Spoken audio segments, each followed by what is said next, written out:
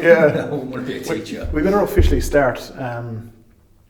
Actually, this has been a great chat. Probably good content out. But guys, thanks a lot for coming in. Really appreciate it. If we do a round of introductions, start with yourself, Cara. And we can move on to yourself, Danny, and hear a bit about your background.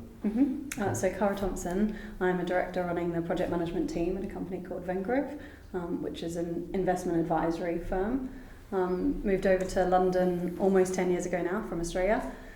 Qualified as a project manager there and worked predominantly in central London. I've had the privilege of working on some really great projects, particularly some heavy cut and carves refurbishment projects in the West End, which is really important for the sustainable agenda and for the future. I think Matt Oakley from Savills said there was 5 billion square foot of real estate product that needs to be green by 2030. So, it is definitely a huge part, which I'm proud to play a part of.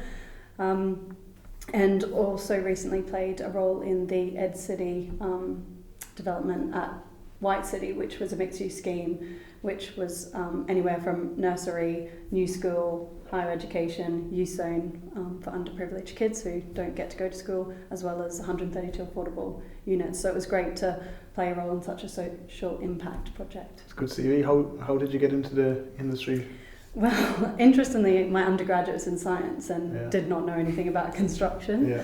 And I moved to Brisbane from my hometown, Toowoomba, for those who've heard of it, not many have, and ended up just getting an admin role on a construction site, supporting the project management team there, and just fell in love with construction at that stage. Worked on a big project, supported that, and then got a graduate role at one of the project management firms, which Savills then acquired, and then I moved over to London, working holiday for a couple of years, and then, to be honest, really fell in love with the built environment. I think particularly in London, it's a special city. It's got such a range of history and new, especially with the likes of, say, 22 Bishopsgate, which finished last year, for example. Just haven't looked anywhere else. I think, it's an interesting place to be, and I think every day I find that I fall more and more in love with it, and really now want to play a role in influencing change for the future, because if COVID has taught us anything, particularly the importance of our planet, now's the time to really kind of put the foot down and influence and change. Your passion for the industry really shines, I have to say. That was a good... Sorry. That was very interesting. No, seriously, I was hooked. Danny Meaden, Lendlease, hit us. Tell us a bit about yourself, your background, and what you're up to. So I am currently Learning Skills and Employment Coordinator for Elephant Park and Deptford Landings, and all kind of things social value. So I spend a lot of my job engaging with local residents, discussing opportunities on our site, kind of encouraging residents to work on the site, and also do a lot of school visits, try and organise work experience, all the good stuff. I'm quite lucky that I get to do all the nice stuff, which is good. See, there's different pressures than project managing and stuff. Again, I never really had aspirations to work in construction when I was younger. I kind of left school and was I'll go to university, study history. I thought that sounds alright. And then I kind of graduated into the GFC, so there weren't that many opportunities available. So I just kind of drifted along doing various jobs and ended up working on a prison contract with young people who wanted to go in construction. So I kind of got a look into the construction industry there. I then went to New Zealand, ended up working in construction over there. I wasn't very good. It was quite interesting. The building I was earthquake paid for drinks at the weekend. Yeah, but the building I was earthquake proofing has since been demolished, so that shows me. And then I kind of came back to the UK and worked with the council as a Section 106 account manager. So we were monitoring kind of the developments targets in Newham. And then I decided to go from the public sector to go to the private sector, trying to use some of my knowledge there in the private sector.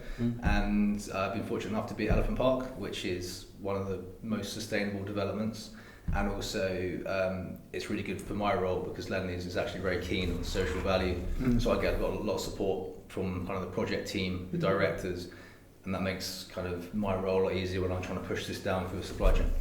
So again, it was kind of very winding roads to where here, but I totally agree that construction is a great environment to work in, especially on site. Because at the end of the day, it doesn't matter if you're working for the contractor, the subcontractor, you're all kind of working for the same goal to get the building finished. So it kind of feels that everyone's working together, and it's you learn quite a lot and you get to meet interesting people. which is always fun. Yeah. And what does like a site manager or a project manager who's up to his neck in it say when you come on site and you have a few inputs? Because I'm just saying, we were saying it previously, sometimes there's a bit of reluctant behaviour towards social work, but I know it's after really coming on leaps and bounds now. But like, what way does it work when you come on site, and what are you kind of measuring, or what are you looking out for?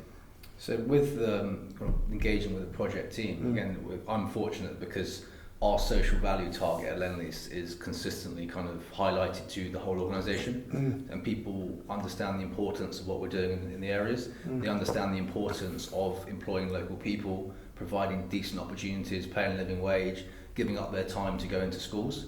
So I don't come up against a lot of friction. Sometimes you have to be creative when I approach them. If there's something massive going on site, like there's putting up a new tower crane or something, I probably wouldn't try and choose your battles. Exactly. But no, I think the kind of in construction as a whole, when I'm talking to people who don't work for Lendlease, who work, I can say, look, can you come to a school event for me? I think in construction is one of the industry where people want people to do well. I would say to especially if I'm employing some young people, I'll say to them that when we employ you, we're not expecting you to be an expert. What we do expect though is you to be on time, have a good attitude and want to learn. If you do that, you'll go far. You don't need to be kind of A-levels degree. If you turn up at 18, work hard, you can progress and earn really good money, but you need to do the basic stuff. And I think once they display they can do turning up on time, wanting to be there, people will buy and invest into them. The opportunities are endless with the right attitude, especially in this industry. Yeah. It's timekeeping. She'll tell you about timekeeping. Yeah. You sound like a timekeeper, Cara. Project manager is your jobs. So, Cara, I know you're heavily involved with the next question, Danny, but I'm going to start with Cara first. About why you feel that the younger generation, what we speak beforehand, 15, 16-year-olds, why they maybe not considering a career in construction, and how we can change that attitude. So if you can go for a bit of a deep dive there, I'm all ears.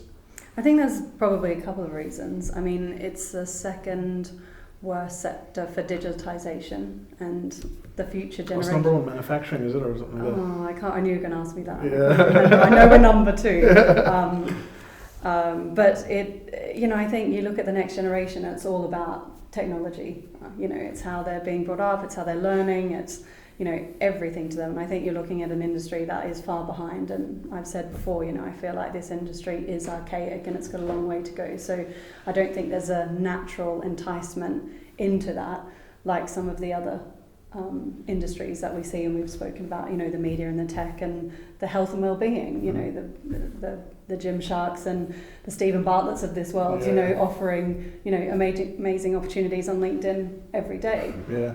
I think there's also an element that, kids at school just don't know the opportunities. I didn't know that project management was a job, and a really great job, that has given me fantastic opportunities, not just to travel the world, but to work in one of the best cities in the world, on some iconic projects that you can walk the street and you can show your family when they visit, look at this, Mum, I helped, build that.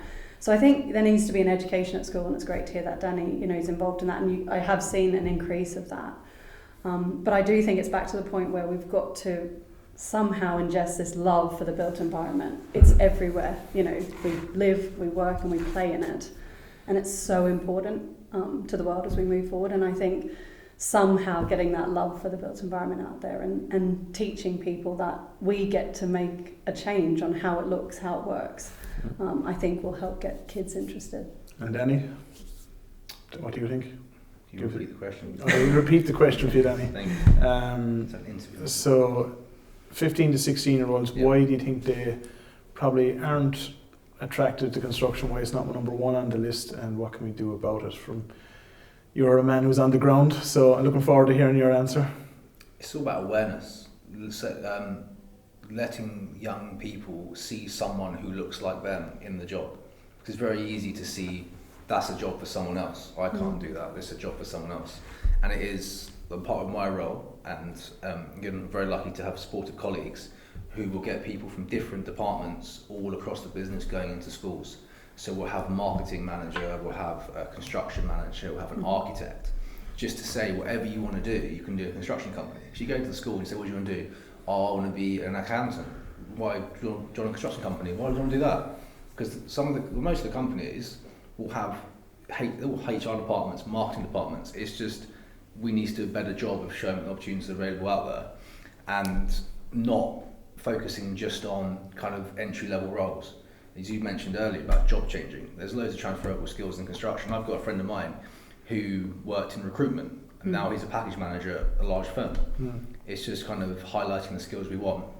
And with the young people as well, I think it can be quite intimidating. When you walk past the building site and you see 4 cranes up, everything moving around, that's why it's important that we offer work experience. So we'll have schools come for wander around, and they'll get to meet the project director and stuff, say hello, what do you do, this kind of stuff, and show them how it all works, and show them that it is a safe environment. It may look quite intimidating, but it is safe. You know, people care about your well-being. The building sites aren't these horrible, like muddy barns anymore. Kind of the welfare facilities now are kind of A1, very nice. For sure. And with the young people, I especially want to say to them, this is what we can offer you, but kind of what can you offer the industry as well? Because some things you need in construction, you need to kind of punctuality, work hard, really want to be there.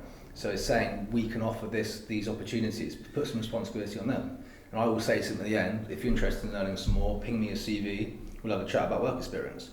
And the ones who actually then ping me their CVs, they're the kind of ones you know are interested. How scalable is it going out to schools? Because I wrote an article recently, and I said going out to schools is a fantastic initiative to get that on the ground reaction and get that feedback.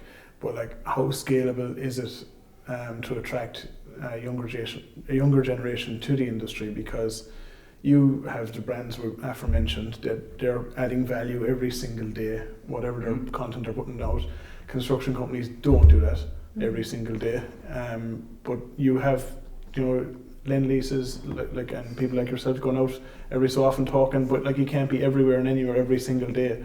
So like, I'm of the belief that there has to be some huge investment in digitalization to keep that message going and going, because once a month isn't, once every couple of months is probably not enough. They need to pop up on their phones. It needs to be TikTok, Instagram. It needs to be where they are each day, and that's where they are. Snapchat, getting campaigns out there that show the difference day to day that they can follow and it could be promoted. I think that's the way to talk to them. I mean, I'm kind of not of that generation and I struggle with it, but it's a way to connect back to home. But very much see that that's the future generation, and rather than fight it, we should embrace it.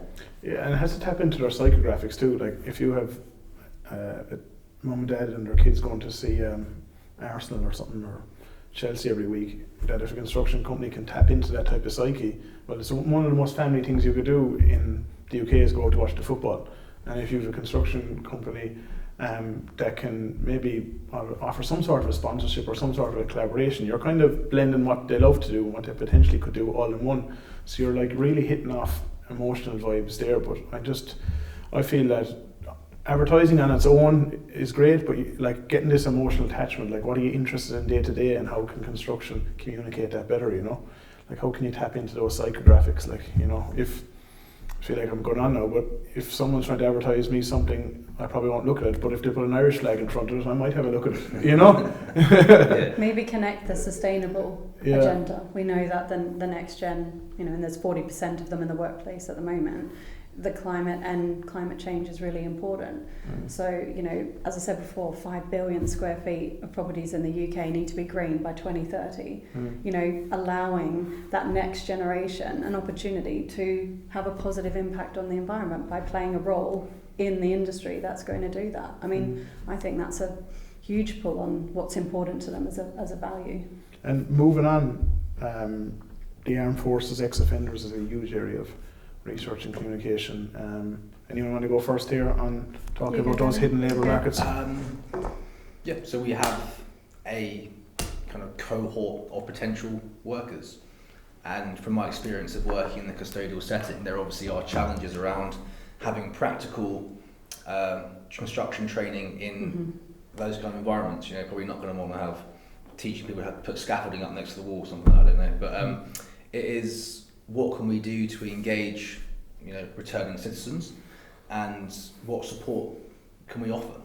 So can we go into custody and organise training? Can we kind of ring fence some opportunities with the supply chain? And one of our projects is up in Glen Parva, which is actually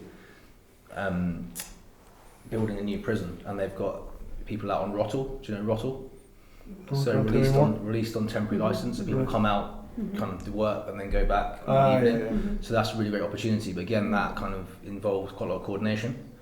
So in London especially, because you have quite a few large prisons in London, it'd be great if we could kind of all mesh up with the Rottle and kind of find. Sometimes I try and engage with probation and youth offending team.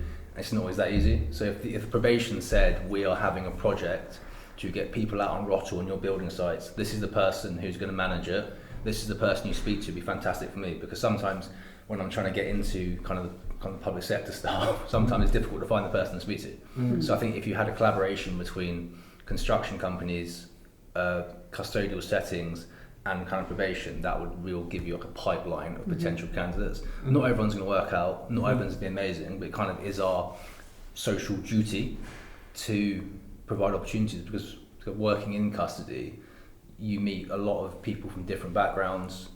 Everyone's got their own story about it, and rather than us just saying, no, you've made a mistake, you can't do this, it is trying to take it on a case-by-case basis and matching that person's skills to jobs, not automatically going, yeah, you can be a labourer, you can be a traffic marshal. Let's be more aspirational and try and find jobs in trainee this, trainee that, kind of take it from the next step rather than just, yeah, you can do that, to actually sitting down and matching their skills to what we need in the industry. And for the projects you worked on like that, like have there been major success from it? So this, I was mainly doing it a few years ago when I was working, it was kind of like a charity, and I was placing people with contractors in Battersea. Yeah, you had some amazing success stories. So just briefly, so I met one of the young men at his post-release meeting. He spent the whole time eyeballing me. I was kind of like, what's going on here? So I spoke to his probation officer. I was like, anything personal? He's like, no, he's just been let down by a lot of people previously, and so he's not going to trust you. So I said to him, like, I know you don't trust me, that's fine, nothing personal. I'll meet you Monday morning, Newham Docks, we're going to sign up for a track apprenticeship. He was like, yeah, I don't think you're going to turn up. I was there, 9 o'clock in the morning, took him to the track apprenticeship. He signed up for that, it was like the pre-apprenticeship programme, kept in touch with him, I saw him every week, and then 6 weeks later, he then went on to the actual apprenticeship, and then after I think 18 months, he then graduated to be a kind of railway engineer. So we went from kind of, it's nice for me to see him going from eyeballing me in Feltham to kind of being a pretty well paid chap after 18 months. Obviously you have your ups and downs and stuff, but that's kind of, they just need someone who can kind of show them the way, open some doors. Yeah, that's a great story. Government funding to help facilitate some of these programs again. What do you think on that subject? I think there's other areas as well that we should be tapping into. I mean, we've seen some of the propcos engage with the sporting industry. So, you see a lot of the, professional, level sportsmen and women kind of, come out of that in their 30s, 40s. And, I think there's opportunity to get that talent pool. Also, people who, who've had, say, spinal injuries. We do a lot of work with a charity called Horatio's Garden, and there's something like 2,500 people a year who suffer a spinal injury who can't then return back into maybe their existing workplace. And yes, construction partly is working on site, but there's so many other jobs and opportunities that need skill and talent, to help, get this industry back on its feet and high performing, that we should be looking, partnering with NHS and finding this pool of talent to people to get them to work, because I just think we go down too much of that traditional path, and I know we are trying to change that, but I think there's just lots of other avenues that we don't explore near enough. It's got to streamline it though, we need to streamline it. Exactly. Because at the moment, sometimes it can be quite bureaucratic.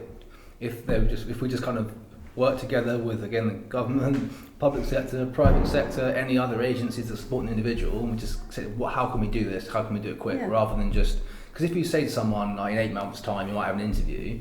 That's why with kind of people coming out of prison, they're out on Friday, get them in something on Wednesday. If we kind of say to people, oh yeah, we'll catch up with you next month like this, if we want to do this, we need to be reactive, put it in place, be motivated, and hold it, and set ourselves targets, hold ourselves accountable to it.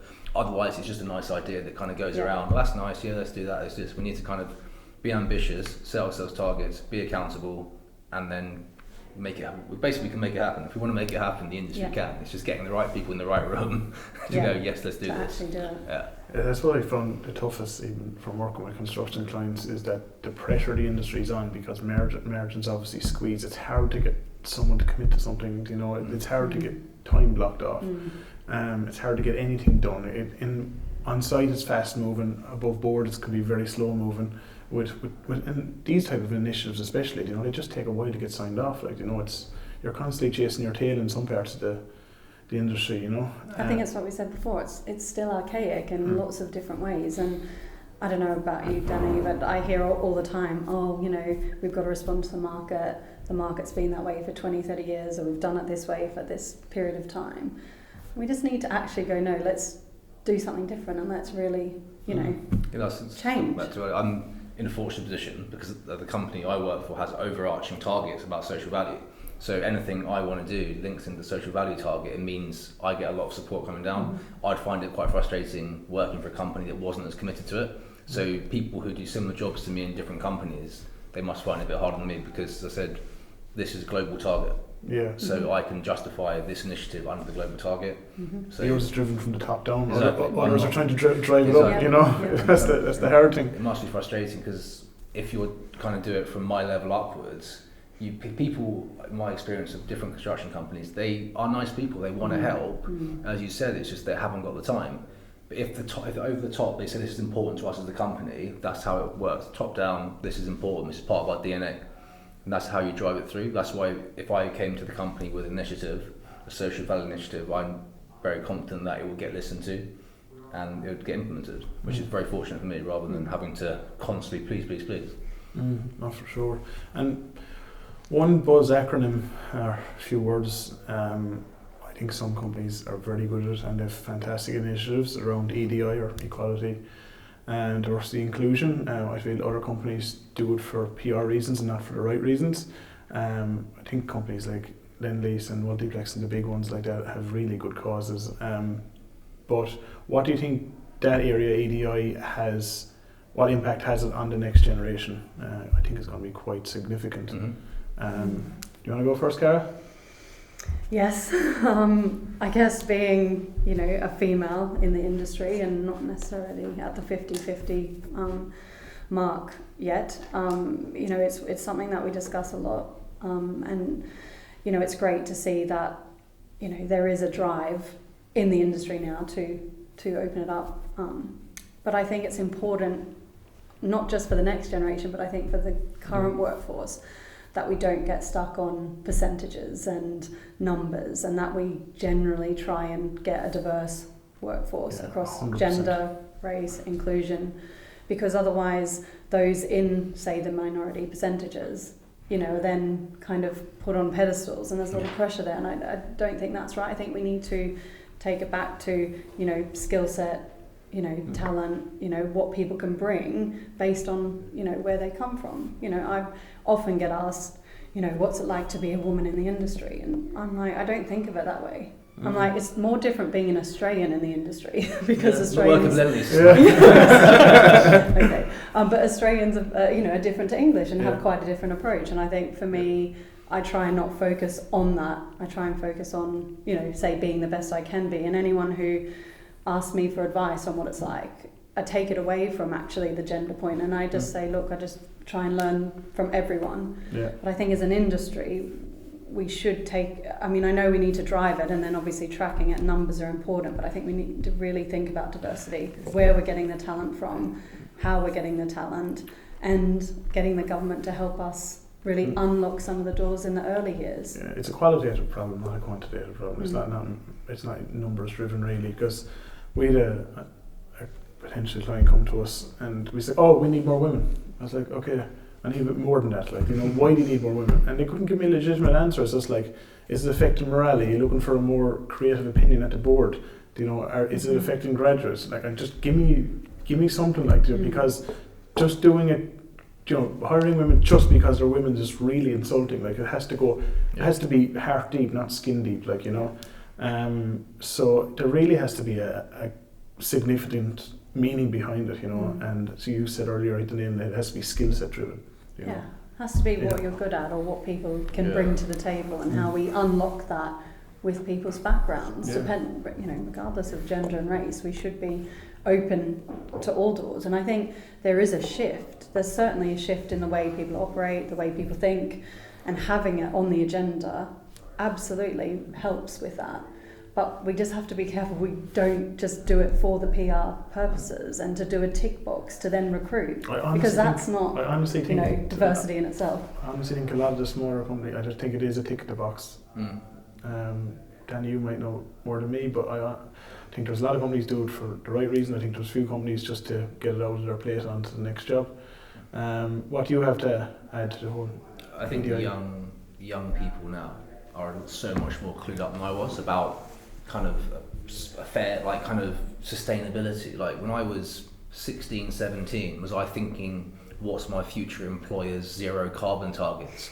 Was I asking if the pension funds invested in oil and gas or weapons and stuff? And now you've got the rise of ESG investing. Companies have to show that they've got the kind of moral to be in the business environment. People are asking questions like, what are you doing? Why should my pension fund invest in this? And if companies aren't doing what they're supposed to be doing, they're going to get divested from pension funds and it's going to hit the balance sheet. And I think that fair play to the next generation who's asking these questions, because I wasn't. And when people ask me about what our goals are sustainability wise, I'm fortunate again I can point to our global targets, net zero and similar. But it's just the awareness. I think they know that they've got a lot of choice now. And when I was younger, I didn't think about it. I wouldn't have the confidence to go, hey, tell me about your pension. No, for sure. With these type of stuff as well, it's great to ask questions on a micro level. Like a guy who works with Marcus, he's a video editor. He's born and raised in West London, and out for breakfast one morning, and I just said to him, if you were looking at just say another company or your friends, or just you've 10 good mates here, you hang around together, and if you had to look at the website and the board was just a bunch of white old guys, I said, would you apply for the job? And he's like, he just started laughing. He's like, no chance. He's just like, he's a city kid, all his friends are city, and it's just going to be the same anywhere else. But for people his age, he's 19, 20, but he just says, not a chance would I apply for a job there. It's like, that sounds like the most uncreative environment for my role, and I just think it's lovely to ask questions. Like, it's good to hang out with, people that age, and just see what they're up to, It's hard because there's still a time factor. Like, we do want change now. We definitely want more diverse boards, but we want diversity, for the right reasons and not to tick a box. And I know there's various industries out there that are doing a great job about trying to get, help, save for a woman, help people get opportunities that then allow a path to the board, which is fantastic. That maybe didn't exist before.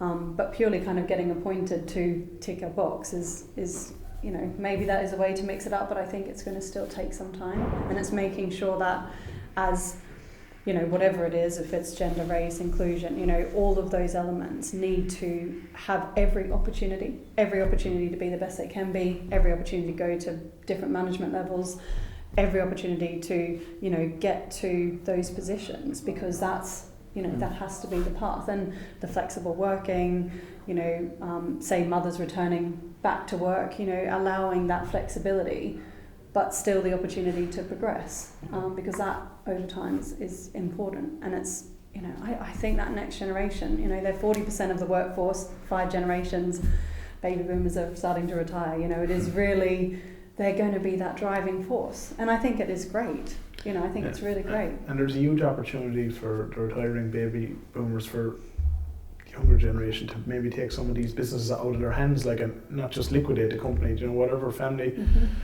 can take over the business and keep it alive. Because whether you're working with Lendlease or whether it's, Mary and John Construction, who have 6 people working from, they can still have a good living, whatever, if you're doing renovations on a house, you can still make, a few £100,000 a year and earn a good living. But I just think there's an awful lot of opportunity on the SMB side as well, especially in construction, not the whole global projects as well. And I know a friend of mine in the States, he shingles that just sort of doing Yeah. shingles. That's what he's doing. He's 10 people working with him. He just started putting out a few bids. He's a good business going. He's going to do about $1 million at the end of this year, and he loves it. You know, it's just non-sexy, needs to be done. You know, and he just says, you know, it's better than sitting in a tech office there just pretending to look busy. You know, all our clients as well. So it's getting important to the clients. So we know, working with local authorities, they're saying, you know, how is this benefiting the local economy? So there's targets around how you procure, how you spend your money locally and stuff. So I think, as you're saying, with the small businesses, that's definitely going to grow and grow and grow and grow. But with the kind of attracting the next generation, I still think one of the key things is having someone who looks like them, who talks like them, who's got that job. You can go, I recognise that person could be me, rather than having, you know, just the same people going to school saying the same stuff. That's why we work really hard on getting a really diverse selection of Lendlease staff there, because when we're working in the London boroughs, there's a lot of diversity there, and we want to kind of reflect that in our workforce and say, look, you know, people who look like you, who's got the same background as you, work here. Why don't you work here? And exactly. there's a great opportunity, I think, to learn from the older generation before they do retire. You know, and I feel privileged because I feel like I sit right in the middle at the moment, where I am at my career and where the age of the next gen and the older generation. So I get to learn from both, and I feel very privileged with that. And I think if we can somehow connect that, where they're not, the next generation isn't intimidated by that older generation, and learn from that, and also allow that, you know, older generation to leave that legacy to the next gen, well, to I make think change. Construction, people want to mentor. Like I've seen it on site loads of times, people want to take someone under their wing and show them. And if you've got that, could be a great kind of passing the torch, couldn't it? You've got the kind of the new generation who's learning from the older generation, also saying, hey, have you thought about doing it this way? And if we can get that conversation started, kind of use their experience and their kind of fresh eyes to it, think of the kind of productivity. And kind you of ask a site manager, how are you going to get that steel beam, you know, connected to that existing facade? And you could be there for hours and like learning. I love it. I like to spend as much time as I can on site, because, you know, there's so much to learn. And the thing is with construction, everything is different. Every building's different. Even new builds, you won't have a single product even, you know, the same on the same site. So I think it's, you know, there's so much to learn there. I think the leadership side of it was, you were saying, Danny, just to have that ideal kind of role model to look at. It doesn't have to be Stephen Bartlett of construction, but like I done 2 summers in Chicago, and I was framing houses, and my boss was like the nicest man. He's like literally just went out of his way every morning. He'd collect me 20 minutes to my house, he'd go out of his way to go collect me and bring me back and do the same at night time, and threw me into deep end, and just kind of got me going for the first couple of weeks, and it was one of the best, most enjoyable jobs I've ever had. Now, I've like no intention of going back in and being a framer, but I'm just saying I kind of look back at him and said, you know, he kind of a life changing figure, you know, got up at 5:30, got on the tools for 7 o'clock, and I just kind of look back with fondness, like, you know, he'd always deserve a mention, or for any time I was going to Chicago, like, you'd give him a shout, you know, even though he'd like only four other people with him, and he wasn't a millionaire or anything, like, but he kind of threw me into the deep end, you know, and just kind of like a teacher figure, you know. Well, that's what you see in construction all the time. You see, especially there in scaffolding as well. So I was saying earlier, we did some work with scaffolding contractor Elephant Park. They took on 5 trainees, and they took them under the wing. Kind of good days, bad days, scaffolding ups and downs. There's a scaffolding joke in there somewhere. And then a couple of them became Cut that, Jack. A couple of them became apprentices. And I think also, at whatever stage you are in your career in construction, you've always got a mentor you're learning from. You kind of, I think, construction people are often quite humble and kind of say you don't know everything. So there's stuff that I learned from my manager and senior managers, stuff that I didn't know. I think we're quite good at saying, I didn't know that, but I want to learn it. Learning doesn't stop, you know, once you get to this level. I think everyone's always learning. And as you're saying, how everything's always changing. Like, we're going to have a massive shift towards prefabrication off-site. What's that going to do to the industry? How's our workforce going to look? How are we going to train people to retrofit buildings? What is the definition of a green job? Yep. all this kind of stuff that is we have to learn. There's no point in being an expert in yesterday's world, is there? Yeah, for sure. Exactly. So we'll have to learn. Yeah, exactly. Yeah. Like, well, my advice, even I come from an advertising and marketing background, but people ask me coming into the industry, I don't know enough about this. I say, I'll be honest, nobody knows anything really. Things move so fast. You're constantly trying to learn. You're always going to be making mistakes, you know. And people are going to give out to you sometimes. Like, but I've sat in meetings like with, you know, chief marketing officers, chief people officers, or CEOs, and like some of them like they don't know how to put a PowerPoint together. Like, but they're not convert PDFs. Put a calendar invite. Honestly, there is people like that. Yeah. But a more macro question. How is the lack of talent affecting the industry at the moment, especially projects? I know there's lots of data going around and 40% are delayed and bits and pieces, but what do you think the lack of talent impact is having on projects at the moment? Do you want to go first then? So mine is more, I recruit site-based staff.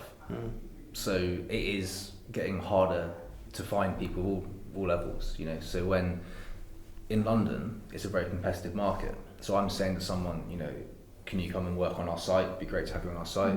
And then someone down the road offers them 30p an hour more. Goodbye, good luck. Even if the commute is longer, they still do it. Exactly. And then, so I'm, even with kind of more kind of high level jobs, I'm, you know, currently recruiting for a trainee project manager from one of our supply chain members.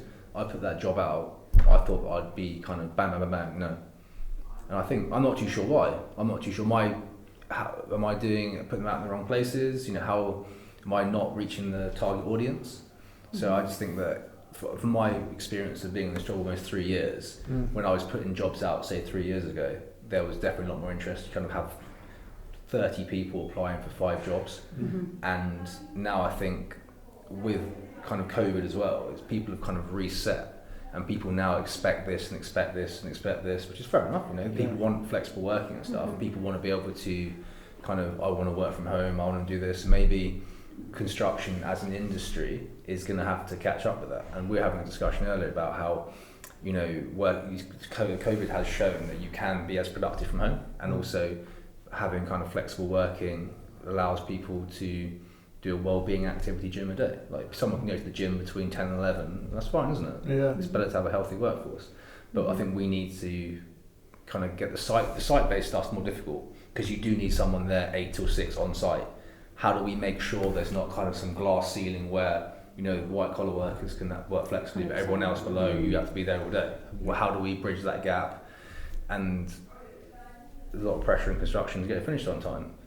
So it's kind of, again, it's quite like a separation at the moment. I found that, and during COVID, we were allowed to, you know, working in construction, we were allowed to travel, and I did as much as I could to get on site as much as I could, because I did not want to be just sitting at home while, you know, the guys are there through the brutal winter, particularly earlier last year, where it was a challenge for everyone, because I think that is hard, you know, and I think there is a separation there that we have to, you know, look out for and be very mindful of it, and the industry needs to be more accepting of that.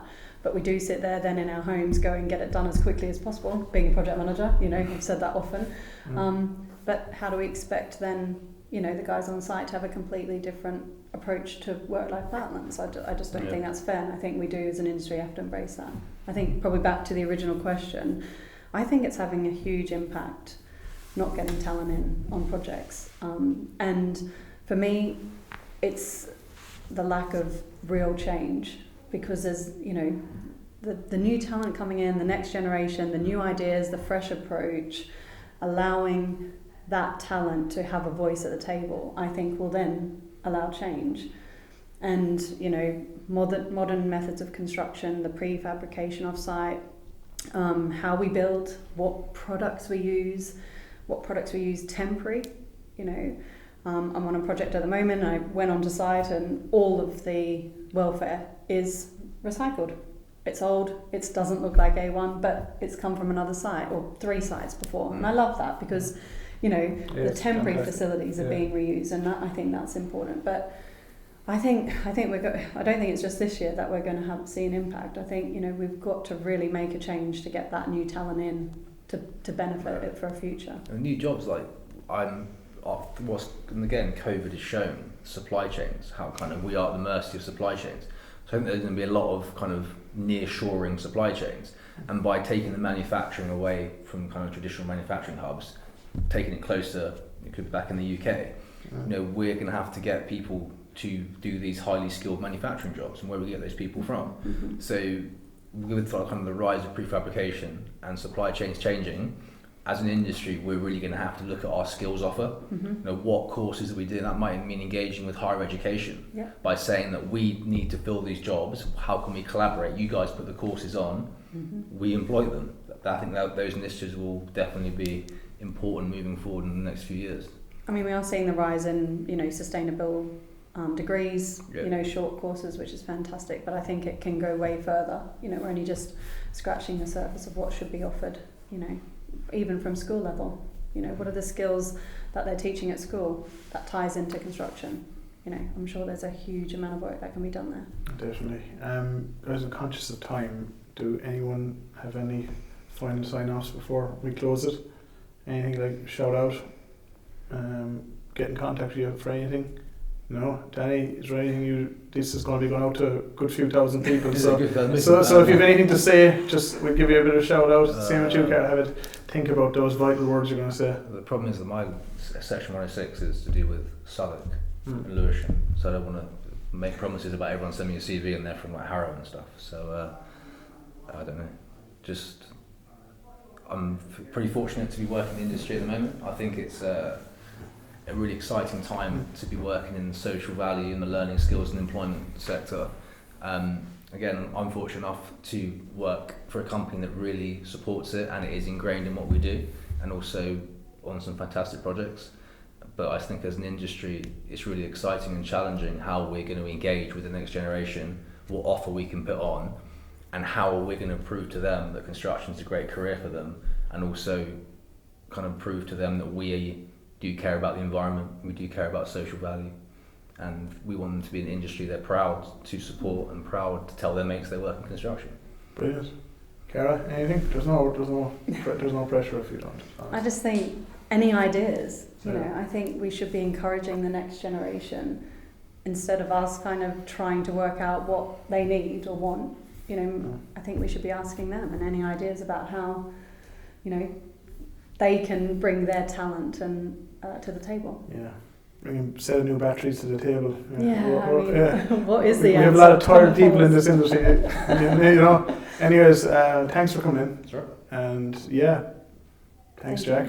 Been a pleasure. Give a shout out to Jack. Thanks, Jack. Yeah. So